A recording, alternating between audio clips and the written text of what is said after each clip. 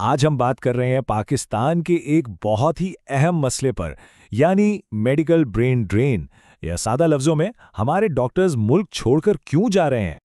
تو سب سے پہلا اور بڑا سوال یہی ہے کہ آخر ایسی کیا وجہ ہے کہ پاکستان کے ڈاکٹرز ملک چھوڑنے پر مجبور ہو رہے ہیں۔ آئیے اس کو سمجھنے کی کوشش کرتے ہیں۔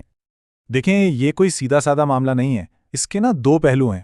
ایک طرف کچھ ایسی وجوہات ہیں جو ڈاکٹروں کو ملک سے باہر دھکیل رہی ہیں، جنہیں ہم پش فیکٹرز کہہ سکتے ہیں، اور دوسری طرف کچھ ایسی چیزیں ہیں جو انہیں دوسرے ممالک اپنی طرف کھینچ رہی ہیں، یعنی پل فیکٹرز۔ تو یہ پش فیکٹرز ہیں کیا؟ ان میں شامل ہے بے روزگاری، آگے بڑھنے کے محدود مواقع اور کام کا شدید ذہنی اور سماجی دباؤ۔ اور پل فیکٹرز وہ ہیں باہر کے ملکوں میں بہتر مواقع، زیادہ تنخواہیں اور ایک بہتر معیار زندگی کی کشش۔ لیکن کہانی یہاں ختم نہیں ہوتی۔ بات صرف پیسے یا مواقع کی نہیں ہے، اس ساری صورتحال میں ایک نیا اور بہت اہم پہلو بھی شامل ہو گیا ہے، اور وہ ہے ہماری نئی نسل یعنی جنریشن زی کے میڈیکل طلباء کی سوچ۔ ہمیں یہ سمجھنا ہوگا کہ وہ کیا سوچ رہے ہیں اور وہ اس مسئلے کو کیسے دیکھ رہے ہیں۔ اچھا، تو آج کے جو میڈیکل سٹوڈنٹس ہیں وہ خود کو عالمی شہری یا ورلڈ سٹیزن کے طور پر دیکھتے ہیں، اسی لیے وہ شروع سے ہی USMLE اور PLAB جیسے باہر کے امتحانات پر اپنی توجہ مرکوز کر لیتے ہیں۔ تحقیق یہ بھی بتاتی ہے کہ شاید وہ مقامی کمیونٹی کے لیے اتنی جواب دہی محسوس نہیں کرتے اور ڈیجیٹل طریقوں سے اپنی رفتار سے سیکھنے کو ترجیح دیتے ہیں۔ تو یہ سب دیکھ کر ایک بہت بڑا سوال ذہن میں آتا ہے، کیا ہمارا میڈیکل کا تعلیمی نظام واقعی ہمارے اپنے معاشرے کی ضروریات سے ہم آہنگ ہے؟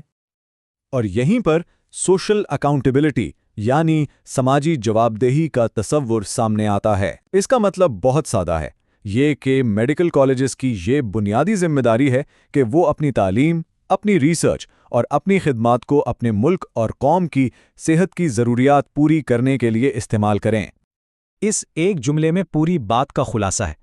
سوال اب یہ نہیں رہا کہ ہم کتنے اچھے ہیں، اصل سوال یہ ہے کہ ہم اپنے معاشرے کے لیے کتنے اچھے ہیں۔ تو پھر آگے کا راستہ کیا ہے؟